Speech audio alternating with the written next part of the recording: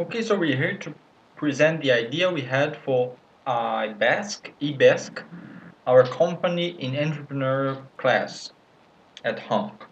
So iBask stands for intermediary between exchange students and companies. So our idea is of a company in the business area of sourcing, and it will source student student working force for companies.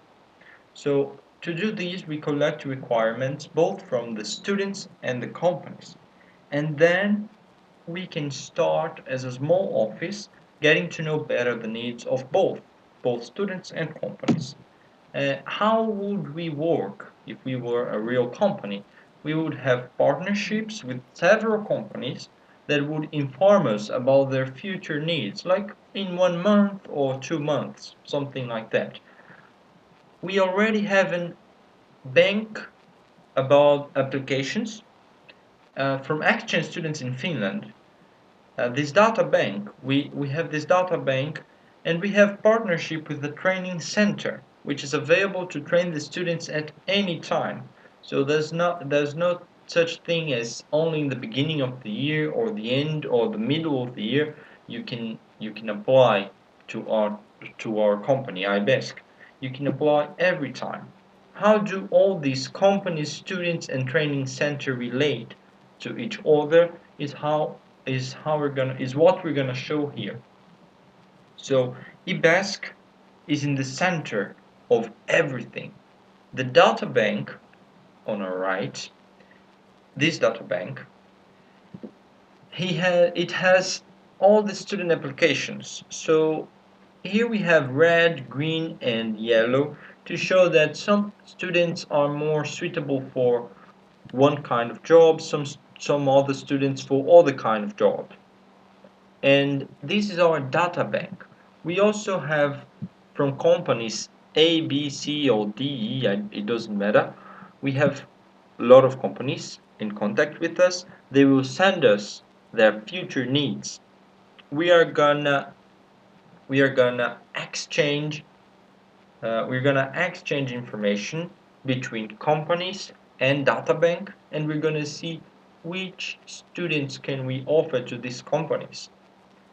As soon as we find these students, we will send them to the training center. And the training center will train them for like 1 month or 2 months and will send them back to eBask. Then, as soon as possible, eBask will send these students, red, green, and yellow, to the companies that they will where they will work. So when we calculated, um, we thought at first we are going to start only with one company, and then we're going to have contacts with two companies, and then three, and then four. The idea is that we have to increase, but at the beginning, only to get to know how it really works.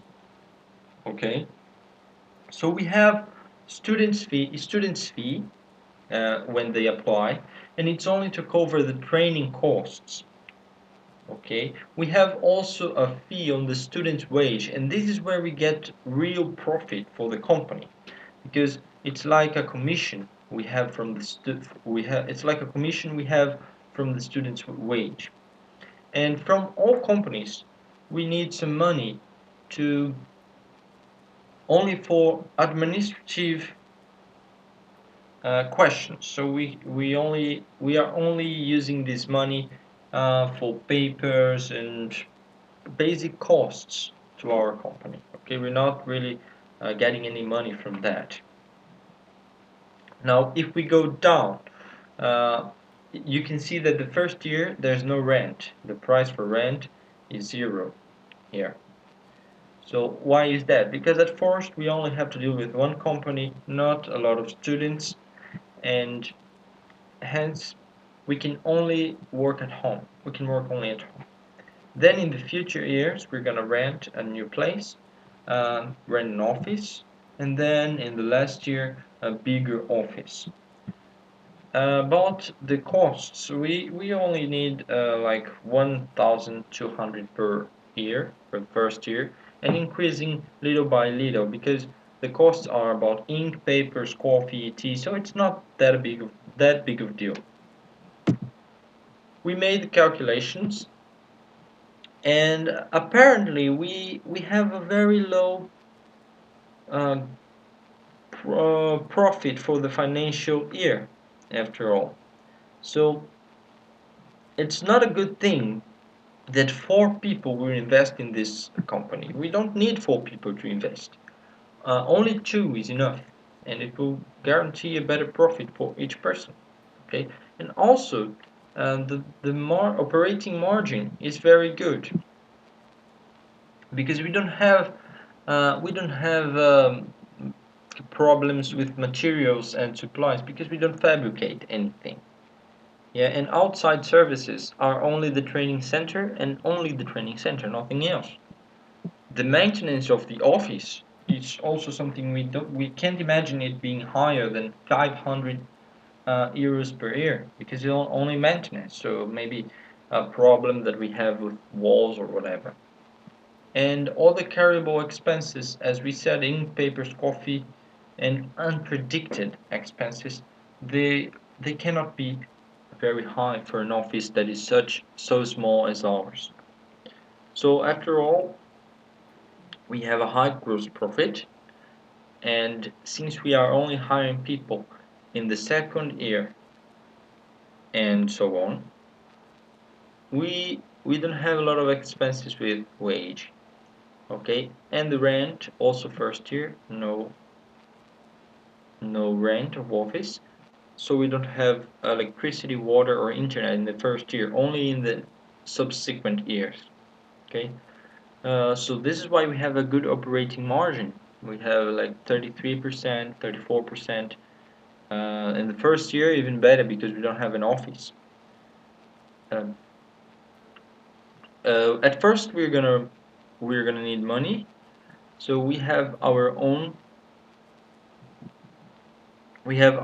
money that is 4,000, 1,000 per by person. Okay, and we have 10,000 from the bank that we pay 3% of tax of we pay 3% of interest. Okay. Now we were also asked to say about the company visit and try to relate the company visit with our company, and we think that Artoy is a great partnership because we can make contact through our toy with this with these industries that our toy has contact with, that our toy rents places for these industries, and then we will talk uh, through our toy with these industries. uh, we get all the information we need with our toy, but it's not a good thing for our toy, but our toy could be a good partnership for us.